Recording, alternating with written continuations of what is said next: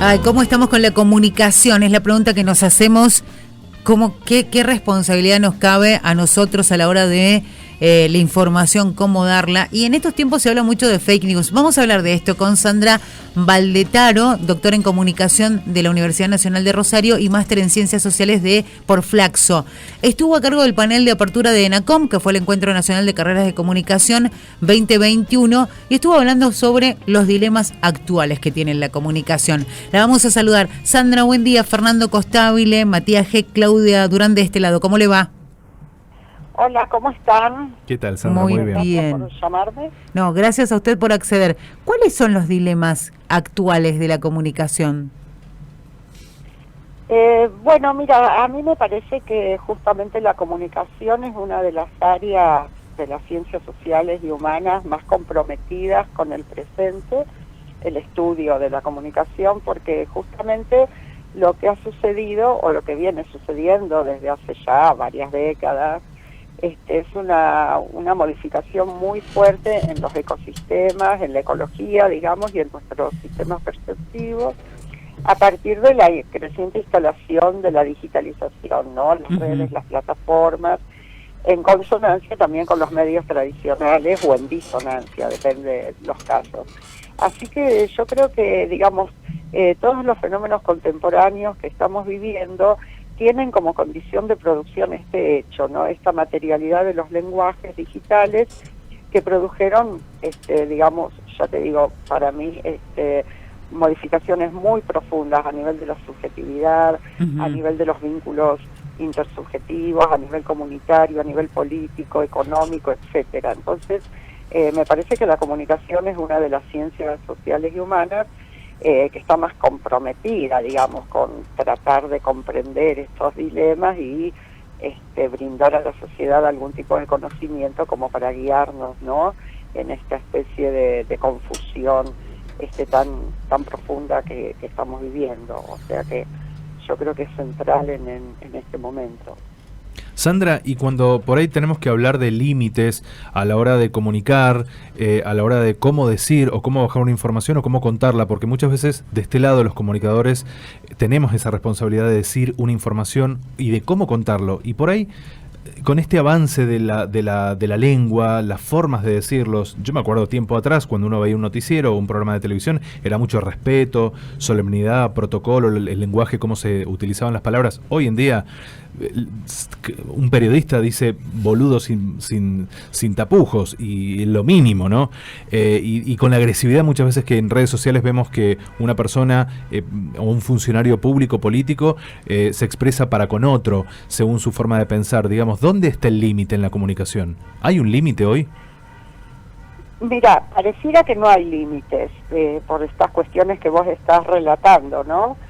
A mí me parece que se modificaron mucho las rutinas productivas del periodismo, ¿no? Que, bueno, como vos decías, digamos, a mí, yo tengo la impresión de que una cuestión de salvaguarda sería, de alguna manera, retomar los viejos principios del periodismo liberal democrático, digamos, todos esos principios éticos y deontológicos que tienen que ver con el cuidado de las fuentes, el cuidado del lenguaje, la verosimilitud de la información,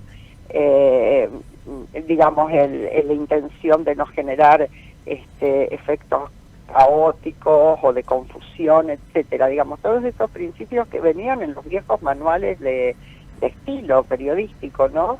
Yo creo que eso está muy perforado, está muy complicado, y después y simultáneamente a eso me parece que las redes sociales producen como una pulsión digamos, a lo tóxico, independientemente por ahí de la intención de los sujetos, porque muchas veces el mismo lenguaje, el mismo dispositivo te va llevando, o va llevando a los enunciadores, digamos, a producir estos sintagmas que vos decís que son muy complicados, y que generan efectos distorsivos, por supuesto. Entonces, yo creo que para mí sería como una mezcla entre volver a rescatar esos viejos manuales digamos, de la profesión periodística, y estar muy atentos al tipo de pulsión que genera el contacto con las redes, que por ahí se nos escapa nuestra propia voluntad.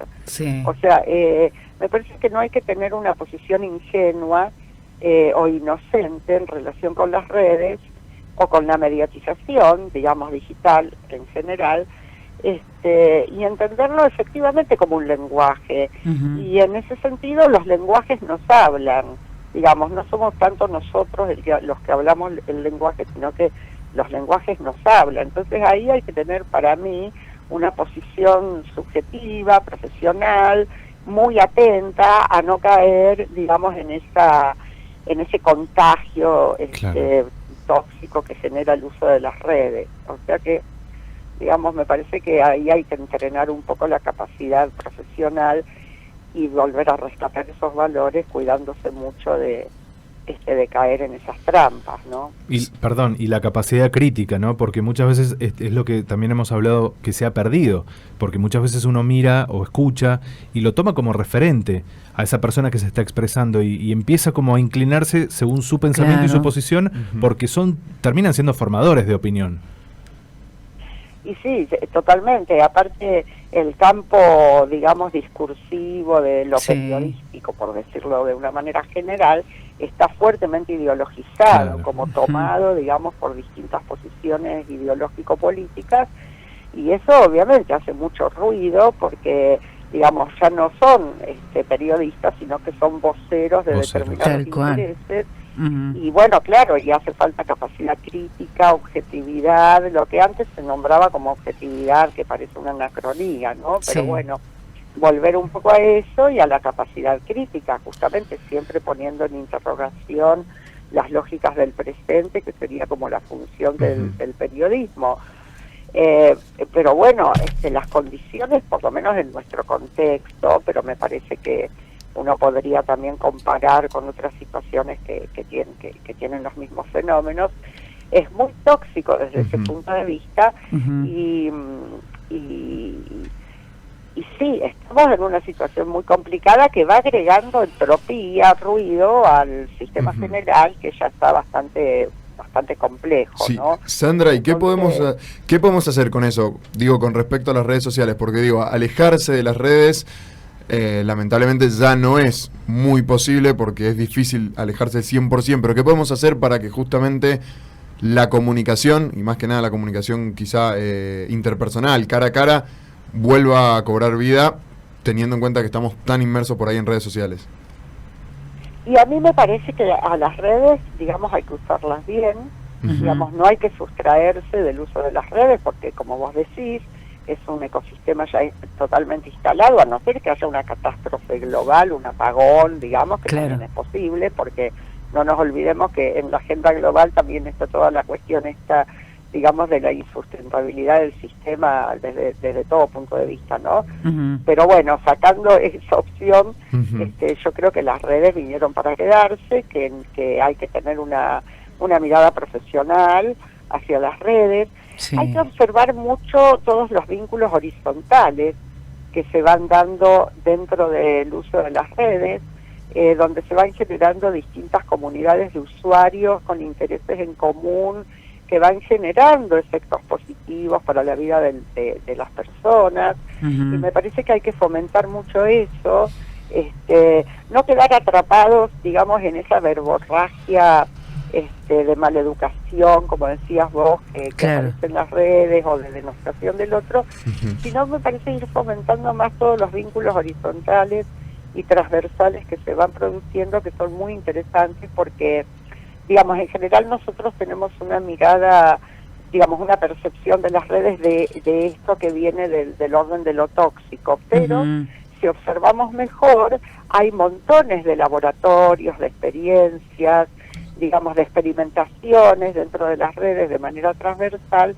que van generando colectivos, o sea, comunidades de personas, y que van logrando sus objetivos, digamos, de manera positiva. O sea que las redes tienen muchas potencialidades, digamos, y bueno, entonces a lo mejor desde el punto de vista periodístico habría que ponerse de acuerdo, digamos, en fomentar y difundir y hacer circular más ese tipo de cuestiones que aquello que viene dado por la agenda mediático-digital de manera central, ¿no?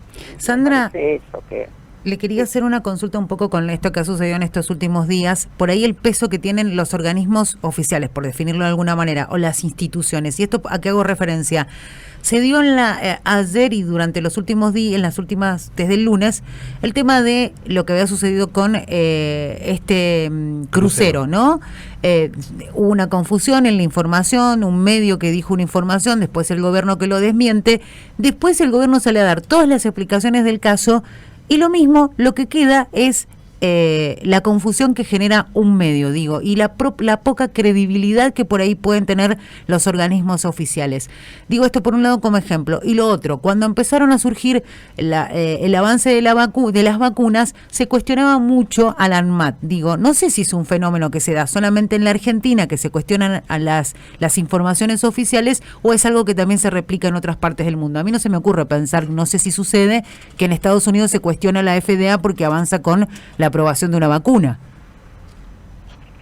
Bueno, yo creo que, digamos, hay una cuestión general que tiene que ver con la desconfianza a las instituciones, ¿no? Eso es un fenómeno local, contextual, global, que, bueno, vieron los episodios en Europa, por ejemplo, de la gente antivacuna, sí. Vieron los problemas que está habiendo ahora por la baja tasa de vacunación. Por ejemplo, fíjate que hay cuestiones paradojales, porque por un lado está toda esa catarata de cuestiones, digamos, que tienden a la confusión, pero simultáneamente nuestro país logró una tasa de vacunación muy alta, sí. Con lo cual, viste, hay que tener, digamos, para mí hay que leer más en filigrana, porque es evidente que la circulación de significantes autoritarios, digamos, sesgados, bueno, eso es un hecho porque proliferan muchísimo, pero también hay algo del orden del comportamiento material, concreto, sí. de las personas que va en otro sentido. Por ejemplo, el hecho de la vacunación, como vos decías. Sí. Pero sí lo que es cierto es que está instalado esta cuestión de la desconfianza a las instituciones, a los políticos, a los economistas, a todas las instituciones. Yo creo que la única institución que se sustrae un poco, me parece, esa desconfianza es la universidad, que es una institución como que queda siempre, no digo que la universidad sea mejor, ¿no? Como claro, sino que desde el punto de vista de la percepción pública, vieron que es como una cosa que queda aparte.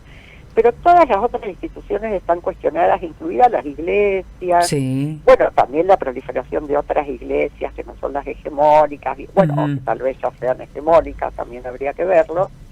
Entonces yo creo que ese es un fenómeno general y que entonces, bueno, a partir de ahí empiezan, digamos, a circular esos significantes autoritarios, vieron que nosotros le decimos de derecha, pero que en realidad son más antisistema. Es como que hay todo un espíritu, no espíritu, como un estilo antisistema a nivel global. Y que en cada contexto se da con peculiaridades, con particularidades, pero es un fenómeno de la actualidad, con lo cual todo lo que es el campo democrático, o sea, la democracia, el ejercicio de lo democrático se ve muy afectado. Claro. Bueno, me parece que lo del gobierno que vos comentabas entra dentro de esa percepción de desconfianza, es decir, todo que no, y entonces queda como agenda aquello que se dijo que va en contra, digamos, de lo que efectivamente sucede, porque bueno, vieron la cuestión de la mediatización es un poco así. Pero no me parece que sea una cuestión particularmente nuestra, sino que es un fenómeno a nivel de global, digamos, esta cuestión de mucha complicación digamos, en lo que sería la legitimación o la legitimidad de las instituciones. Eso está muy cuestionado. Sandra, cortito, digo, pensando en que ya también tenemos el top, la última pregunta, ¿para qué lado va la comunicación? Teniendo en cuenta que hoy en día las redes han copado todo, ¿nos tenemos que adaptar a eso y desde los medios encarar la comunicación también por ese lado y con más fuerza? Y yo creo que sí, yo creo que estamos en un momento en que efectivamente deberíamos como corporación, digamos, como estudiosos de la comunicación o como profesionales de la comunicación, dar una diferencia, o sea, intentar, digamos, tener una actitud muy profesional, muy objetiva, muy de cuidado, y batallar con eso, y claro, en el sentido de ser redundantes en ese sentido. Yo creo que es como decía la vieja teoría de la información, ¿no? Al ruido se lo ataca con la redundancia. Entonces me parece que nuestra función en este contexto es insistir y usar de manera aquello de las redes que efectivamente genera sociedad, que genera comunidad y que genera efectos positivos. No le veo otra alternativa. Y por supuesto mantener la actitud crítica e independiente como debe ser desde el punto de vista profesional, ¿no? Sin duda. Me parece que no nos quedan muchas otras opciones, tal cual. Sandra, le mandamos un abrazo grande y gracias por el análisis. Bueno, gracias a ustedes y que tengan buena jornada. Buena Igual, jornada para usted también. Luego. Hasta luego. Hasta luego. Sandra Valdetaro, doctora en comunicación por la Universidad Nacional de Rosario y máster en Ciencias Sociales por Flaxo.